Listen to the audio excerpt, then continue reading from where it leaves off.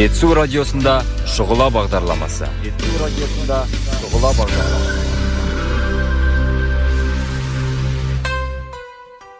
Қадірменді радио тыңдарман, бұл 107 FM Жетісу радиосы. Арнамызға енді ғана қосылған жандар болса, айта кетейін, тікелей эфирде шұғыла ақпараттық танымдық құттықтау сазды бағдарламасы. Сіздер 878-82-40-00-72 нөміріне құттықтау немесе алыс жақын туған туыс дос жарандарыңызға сәлем жолдай аласыздар. Арнамызға енді ғана қосылған тыңдарман болса, айта кетейік, бүгінгі хабарымыз Калька жайында. Біздің қонақжай студиямызға осы жайында айтып беру үшін қадірлі қонағымызда келіп жайғасты. Таныс болыңыздар. Маржан Талғатқызы, Жетісу облысы тіл оқу әдістемелік орталығының мемлекеттік оқытушысы. Маржан ханым, студиямызға қош келдіңіз. Алдымен осы сұхбатқа келісім бергеніңіз үшін сізге көптен көп алғыс айтамыз. Жалпы осы қазақ тілінде сөйлеуде немесе мәтін жазуда бұрыс қолданылып жүрген сөздер мен сөз тіркестері өте көп. Олардың басым көпшілігі орыс тілінен тікелей аударылған сөздер деп жатамыз ғой. Бұл біздің тілімізге, ділімізге, табиғатымызға келмейтін түп нұсқадағы мәнімен қабылдана салған сөздер мен ұғымдардың дендеп енгені соншалық біз оны қалыпты құбылыс ретінде қарайтын болдық ондай дүниелерге. Жалпы осы қазақ тілі заңдылықтарына сәйкес келмейтін ағат аудармалар сіздің ойыңызша неден пайда болады? Әңгімемізді осы сауалдан бастасақ. Күн жарық болсын, қош көрдік. Енді өзіңіз ағат аудармалар деп жатырсыз ғой. Ағат аудармалар дегеніміз тіл білімі саласында калька деген атауға ие.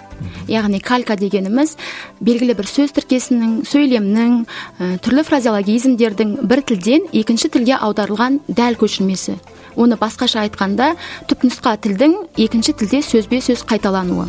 Мысалы, қазақ арасында алғысын жаудырған кезде көп рахмет, немесе көп рахмет, көп рахметтің орнына мың алғыс деген сөздерді жиі қолданамыз.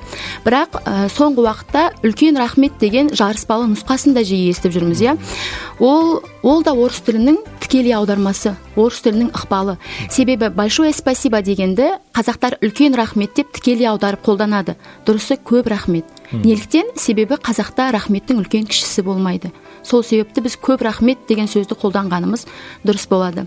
Бұның барлығы неден пайда болады десеңіз, бұның барлығы әдеби норманың бүлінуінен деп айтамыз.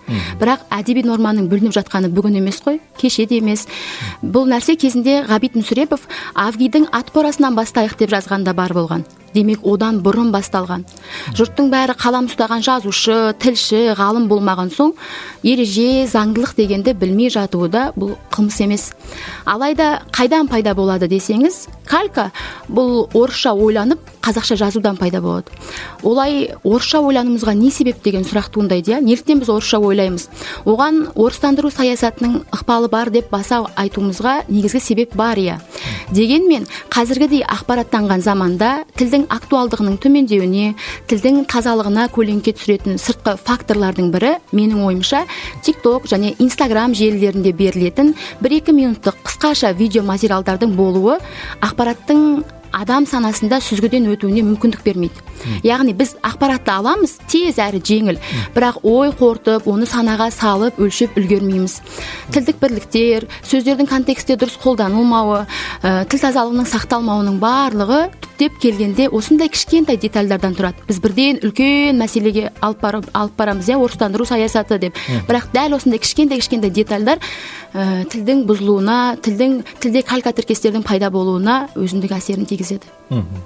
Бірақ мынау қарасаңыз, біз енді орыстың боданында болдық деп айтылады ғой, енді кеңестік езгіден өттік дей тұрғанмен, сол тәуелсіздік алған 90-шы жылдардан Қазақстаннан бөлікті елдер өзінің тіл саясатын бір жолға қойған секілді. Біз осы жерден бір ақсап жатқан секілдіміз.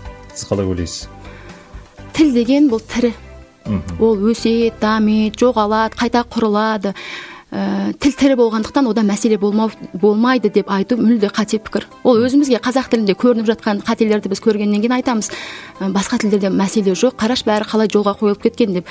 Бірақ қазақ тіліндегі секілді тіл мәселесі барлық мемлекетте бар. Ол мәселе жойылмайды, мәселе болмаса тілде болмайды ғой. Мәселе болу керек, мәселе болған жерде соны шешу үшін жұмыстар істелінеді. Сол себептен тілдің өзі мәселеден тұрады деп ойлаймын. Осы байқасаңыз, мына дүкендерге, супермаркеттерге кірген кезде темекі бұйымдарын 21 жасқа толмаған азаматтарға сатпаймыз. Маска киіп кірмесе болмайды деген жазулар көзге былайша айтқанда ұрып тұрады. Десек те көз үйренді деп, осы қазақ тілін қорлау дұрыс емес қой былайша айтқанда, орыс тіліндегі тұрақты тіркестерді, мәтіндерді осылай тікелей аудару салдарынан біз жаңағы айтқан мәселеге тап болып отырмыз. Осы тұрақты сөз тіркестердің, қазақ тілінің төл сөздерін ұмытылуына алып келмей ме осы дүниелер, осы мысалдар, тікелей аударма тілге қандай қауіп төндіреді деп ойлайсыз? Иә, әрине алып келеді. Ол мүмкін. Себебі орыс тілі бұл қопармалы тіл. Иә, өзімізге мәлім. Ал қазақ тілі жалғамалы тіл. Екі тілдің структурасы мүлде екі түрлі. Сол себепті орыс тілінен қазақ тіліне аударма жасалғанда сөздің түпкі мәні өзгеріп, мүлде басқа контекстте жеткізілуі бұл заңдылық. Мысал келтірсек, біз көп жағдайда рахмет айтып жатсақ, еститініміз оқасы жоқ деген жауап. Оқасы жоқ деген осындай тілдік оралымды біз жиі пайдаланамыз. Бұл да калька тіркес. Негізінде калька тіркес. Не за что дегеннен шығып тұр. Бұл кешіріңіз дегенде қайтарылатын жауап негізі қазақ тілінде. Ал алғыс айтқан адамға қазақ тілінде мархабат деп жауап қайтаруымыз керек. Сонда екі тілдің структурасы екі түрлі екенін осы жерден бірден байқаймыз. Тікелей аударманың қажеті жоқ, біз өз тілімізге икемдеп аударма жасауымыз қажет. Ал енді тұрақты тіркестерді калькалауға келетін болсақ, тұрақты тіркестерді калькалап аударып, халықтың дүние танымына ыңғайластырып, келістіріп алуға болады. Мысалы, калька жасау жолымен орыс тілінен қазақ тіліне ауысып, жарасымды, қонымды болғандықтан тілімізге сіңіп кеткен фразеологиялық тіркестер де бар. Лучше поздно, чем никогда дейміз. Ештен кеш жақсы. Қандай сәтті аударма, мысалы қарап тұрсаңыз, өте сәтті аударма. Тікелей аударма, бірақ өте сәтті. Ал грамматикалық калькаларды біз тікелей аударуға мүлде жол бере алмаймыз. Бұл тұрақты тіркестегі калькалар. Ал грамматикалық калькада біз тікелей аударма жасай алмаймыз. Себебі кез келген тілде нақты заттың сын сипатын білдіретін өзінің грамматикалық формалары болады. Біз соларды басшылыққа алып қолдануымыз керек.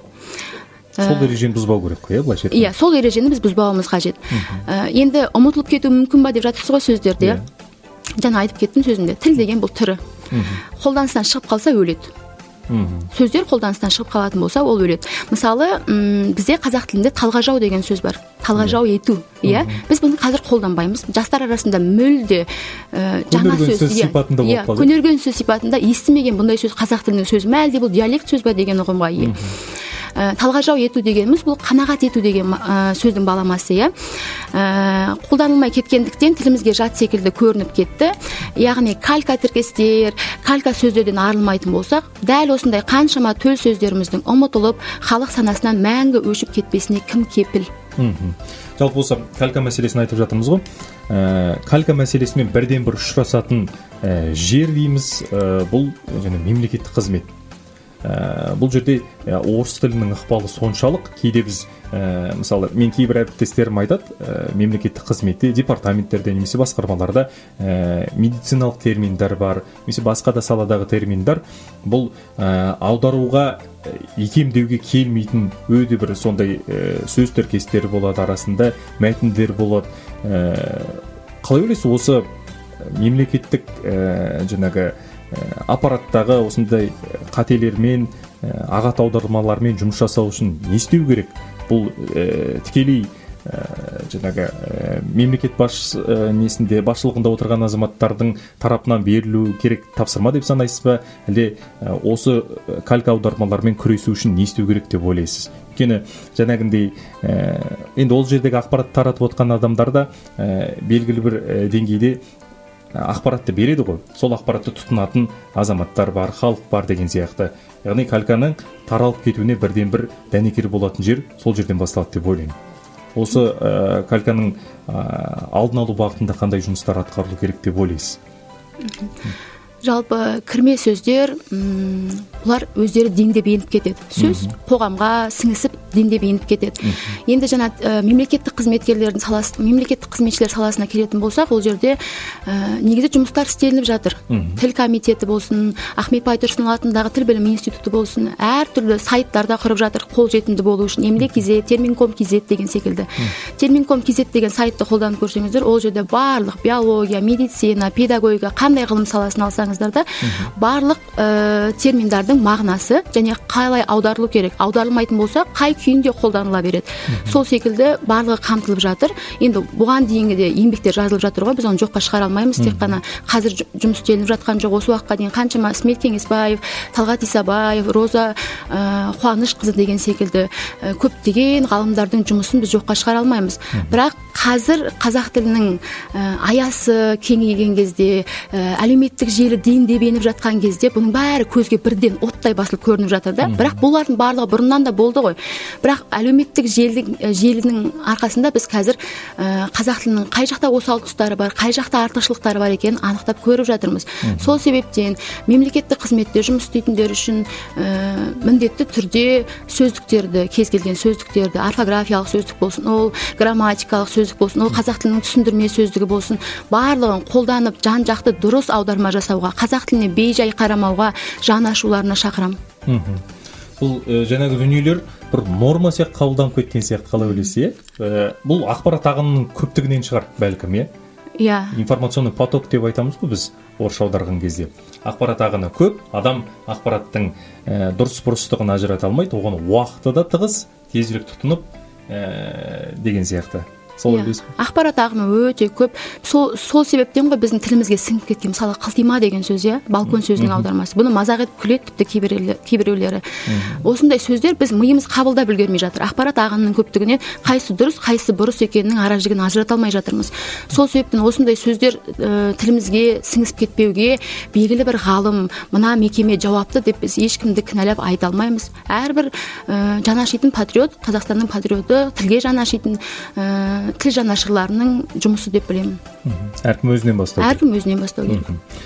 Белгілі редактор әлеуметтік желіде тікелей аудармаларға қатысты пікір білдіріп жүретін Назгүл Қожабек деген апайымыз бар. Жақсы танитын да шығарсыз.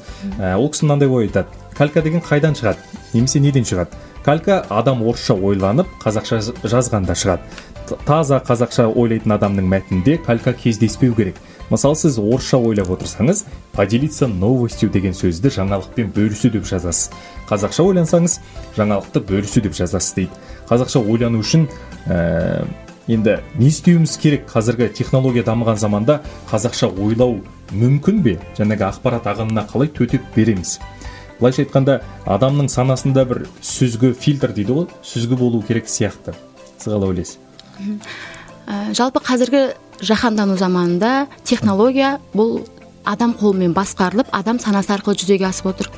Қазақ тіліне деген сұраныс жоғары болса, біз ешқандай сылтау іздей алмаймыз. Технология тілінде біз өзіміздің ана тілімізге икемдеп алуымызға болады. Бұған бір ғана мысалды келтіргім келеді: iOS. Бұрын iOS-та қазақ тілінің болмауы көпшілік арасында дау туғызған.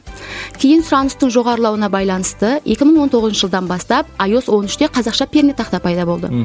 Бертін келе 2022 жылдан бастап қазақ тілінде мәзір, автокоррекциялау функциясы қолжетімді бола бастады.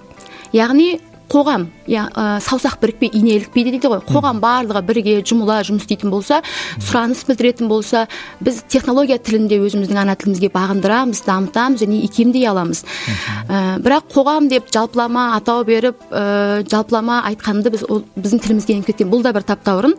Біз қоғамды емес, алдымен өзімізді және айналамызды қазақтандыруымыз керек. Ал ол үшін не істемек керек? Технология дейміз. Қарапайым ғана мысал, күнделікті өміріміздің маңызды бөлшегіне айналған ұялы телефонымыздың тілін қазақша қойып жүрміз бе? Ай сайын банкоматтан ақша алатын кезде қазақ тілін таңдаймыз ба? Осындай қарапайым ғана әрекеттердің өзі тілдің дамуы мен құлдырау арасындағы процеске үлкен өзінің әсерін тигізбей қоймайды.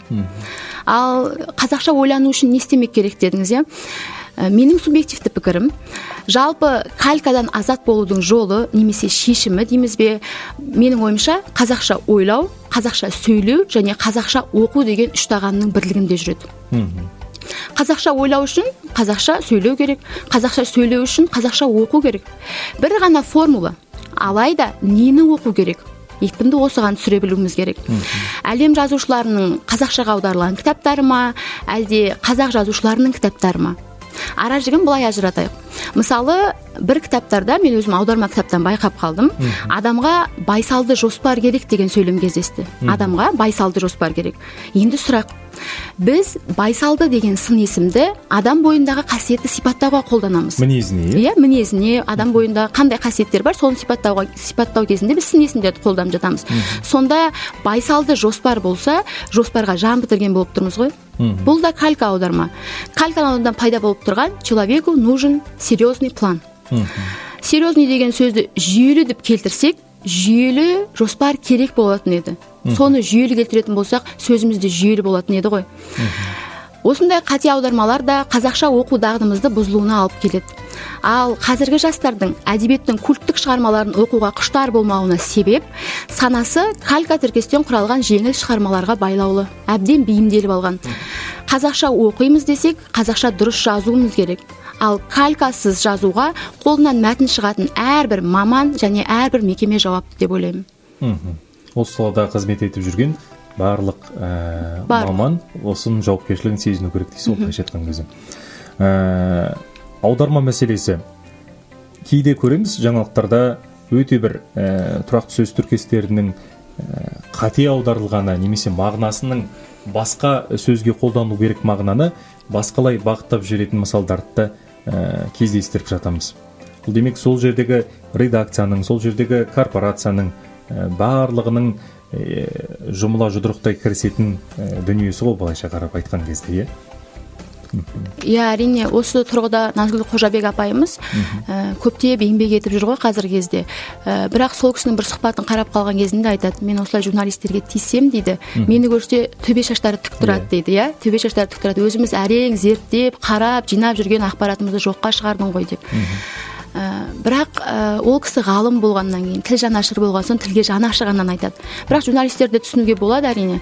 Түсінуге болады, олар мәлімет іздеймін деп, ақпарат іздеймін деп, аннан сұхбат алып, мыннан мәлімет жинау оңай емес. Бірақ сол мәселені басқа жағынан алып қарайтын болсаңыз, мәтінді жазғаннан кейін міндетті түрде соның маманына бір тексертіп алатын болса, егер өзіңіздің қолыңыздан келмейтін болса ол дүние, міндетті түрде маманына бір қаратып тексеріп алсаңыз, кез келген тіл маманы жоқ деп ат-тонын ала қашады деп мен ойламаймын. Барлығы көмек қолын созуға даяр тұрады. Немесе бір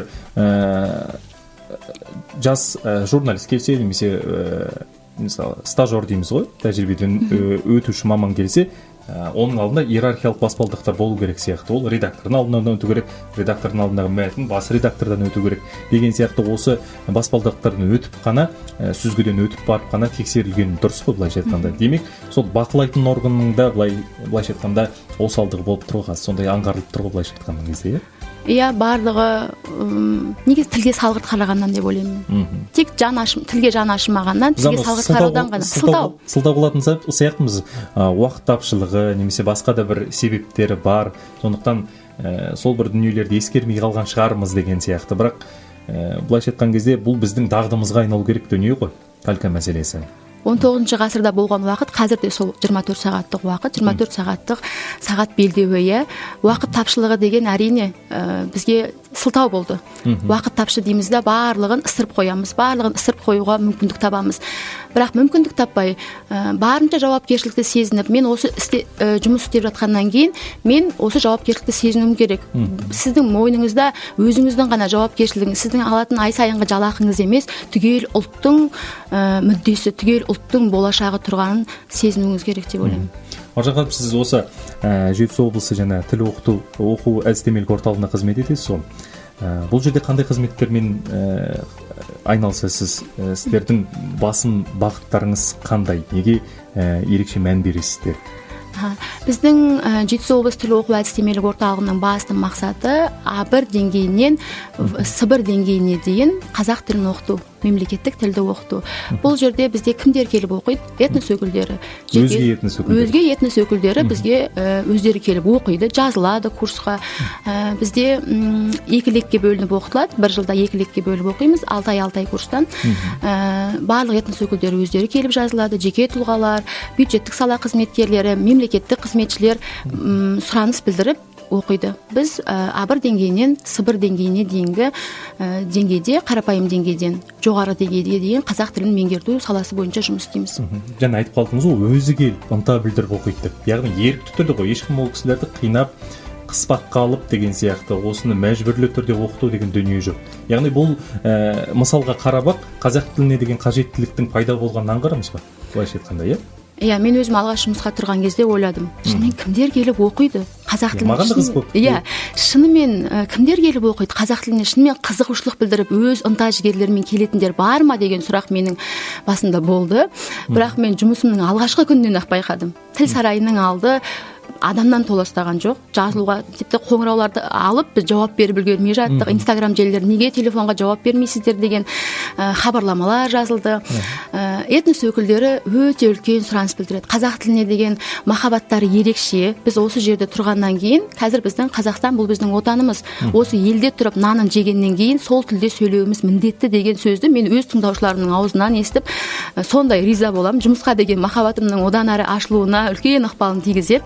Шынымен өз аяғымен келіп оқитын адамдар өте көп, толастамайды да әлі де. Бізде мемлекеттік тіл бойынша 3 оқытушы жұмыс істейміз. 3 оқытушыда тыңдаушылары өте көп деп айтсам болады. Бәрекелді. Осы жазушылар одағының мүшесі, кәсіпқой аудармашы Айнагүл Садық апайымыз баққа берген сұхбатында мынандай ой айтады. Кейде калька керек болатын жағдайлар болады. Бірақ калькаға бармай-ақ жекелеген сөз тіркесі я болмаса тіпті сөйлемнің болсын үстеген ойын толық ашуға тілдің өз қоры, өз қауқары жетейді дейді.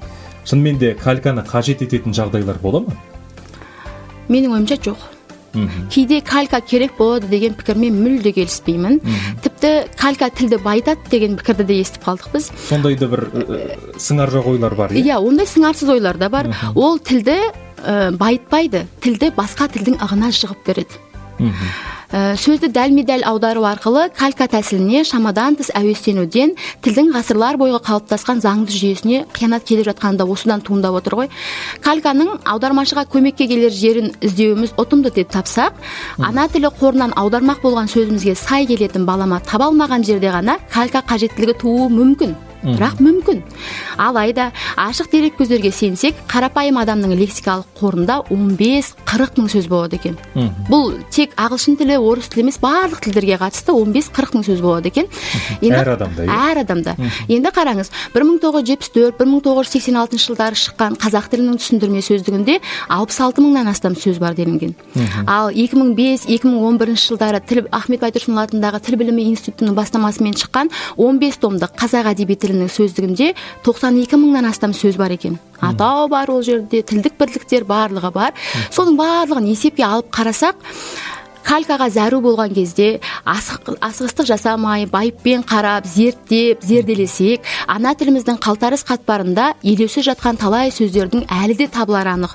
Онсыз да біздің тілдік қорымыз бай, бірақ әлі де ашылмаған сөздер көп қой. Біз сол калька аудармаға бірден ығына жығылып беріле салмай, іздеуіміз керек, қарауымыз керек, тарихты ақтаруымыз керек. Сол арқылы біз калька аудармаға жол бермейміз деп ойлаймын. Сонша сөздік байлықты қолданбай, калька сөздерді қолдануға қажеттілік туады деп мүлде ойламаймын. Ізденудің қиындығынан қашып, жалаң калька қуу салдарынан кейде жасандылыққа ұрынып қалып, қазіргідей осындай үлкен мәселелердің туындауына өзіндік кері әсерін тигізіп жатыр. Яғни біздің жаңағы сіз айтқан сөздердің қолданыста жүрмеу салдарынан болып отыр ғой, иә? Кейбір сөздермен жіті таныс емес бізде, мысалшы. Ол сөздермен қолданыста болмағаннан кейін түпкі мағынасының қандай ой беретінін, қандай мағына беретінін де білмей жатамыз. Яғни қолданыста болмағаннан кейін, практикада болмағаннан кейін сондай бір әсер туындау мүмкін халықта, қазақтың сөздік лексиконы аз деген сияқты. Мен бірақ жаңа сіз айтқан сандарға қарап, шынымен де біздің тілдік қуатымыз өте бір орасан күшке ие екенін көзім жетті былайша айтқан кезде. Жалпы осы салада қызмет етіп жүрген Назгүл Қожабек апайымыз ғой, енді осы калькасыз қазақ тілі. Ол еңбекті не үшін ашып отыр, мысалы Телеграм каналды. Калькаға жол беруге мүмкіндік болатын болса, неліктен калькасыз қазақ тілі деп ашып отыр? Калькаға мүмкіндік жол беруге болатын қазақ тілі емес ол, иә. Сол себептен ол кісінің тағы да бір күйінетіні тек сөзбе-сөз аудармалар, тұрақты тіркестер емес, көмектес септігінің әр жерде орынсыз қолдана беруі. Біз көмектес септігі не үшін қолданылатынын ұмытып қаламыз деп қорқады ол кісі. Мысалы қараңыз, ол орнымен ауысты дейді. орнымен ауыспайды, орнын ауыстырады. Орнын ауыстырады, иә. Сондай көмектес септігінің жоқ жерде кездесе беретін өте көп. Заңмен тыйым салынған деп айтамыз. Заңмен тыйым салынбайды, заңда тыйым салынады. Көмектес септігі тағы да өрескел қателікпен орын алып тұр. Осындай қателіктер өте көп. Біз оны тек қана сөзбе сөз аудармада байқап жүрміз ғой. Бірақ жұрнақ жалғау кездерінің өзінде, қазақ тілі жалғамалы тіл болғандықтан, жұрнақ жалғаудың барлығында кальканың толып жүргені жалған емес. Мен жаңа Назгүл апайымыздың телеграм жаңағы тобын белсенді қолданушысың, ішінде чатта бармын. Бірақ ана жердегі апайдың беретін мысалдары өте көп та. Күніне 20 мысал беру мүмкін, 30 мысал беру мүмкін. Демек ойлаймын да, калька деген сұмдық өріп жүр ғой бізде.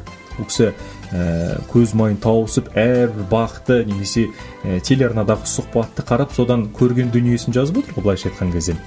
Сұхбаттарды, материалдарды, сонда ойлаймын да, шынымен де осыншама күніне 20-30-дан калька тапса, ол кісінің таппай қалған калькасы қаншама деп ойлаймын да. Демек, бұл проблема ғой, былайша айтқанда. Иә, бұл үлкен мәселе. Бұл үлкен мәселе. Назгүл Қожабек апайымыздың телеграм осы тобында 12 мыңнан астам ғана жазылушылар бар, иә. 12 мың жазылушының арасында біздің өңірден қаншасы, санаулысы ғана бар ғой, иә. Сол себептен біз тіл оқу әдістемелік орталығының басшысы Жеңіс Хамитұлының бастамасымен өзімізде сіз білесіз бе деген айдар түсіруді қолға алдық. Осы Назгүл Қожабек апайымыздың телеграм арнасын басшылыққа алып, сіз білесіз бе айдарын түсіреміз. Біз өзіміз мемлекеттік тіл оқытушылары болып түсіреміз. Белгілі бір тақырыпқа арнап, сол жерде қай сөздің дұрыс жазылуы, қай сөздің бұрыс жазылуы, қайсы дұрыс екенін көрсетеміз. Оны Инстаграм желісінде саламыз. Әрине қатты қазір дәурен жүріп тұрған сол Инстаграм, Ютуб, ТикТок қой. Ютуб арнасына да өзіміздің арнамызды аштық, сіз білесіз бе айдары бойынша. Бұл біздің қазіргі таңда оқу әдістемелік орталығының бір өнімі болып табылып отыр. Жаңа Жеңіс ағамызды айтып қалдыңыз ғой, бізге біраз осы сұхбаттардың басым бөлігінде болды, қонақ болды. Біздің телеарнаның да, редакцияның да, немесе радионың да, журналистердің кейбір мәтіндерінде кездесетін қателерді бізге жіктеп, кәдімгідей мысал ретінде тіл басқармасында көрсетіп берген болатын. Осы табанды жұмыстарыңызға тек қана табыс тілей отырып, бүгінгі сұхбатымызды аяқтасақ, құрметті Маржан ханым, арнайы уақыт бөліп бізге сұхбатқа келіскеніңіз үшін сізге көптен көп алғыс білдіреміз. Үлкен алғыс емес, көп алғыс білдіреміз. Алдағы жұмыстарыңызға тек қана табыс. Құрметті радио тыңдарман, шұғыл ақпараттық танымдық бағдарламасының бүгінгі тікелей аударма немесе кальканың тілге тигізер әсер тақырыбына арналған бүгінгі саны осымен тәмам. Эфир тізгінін ұстаған мен Темірлан Айтбаев, ал әуенмен әрлеп сәнін кіргізіп отырған әріптесім Сафа Серғазы болды. Аман, сау болыңыздар.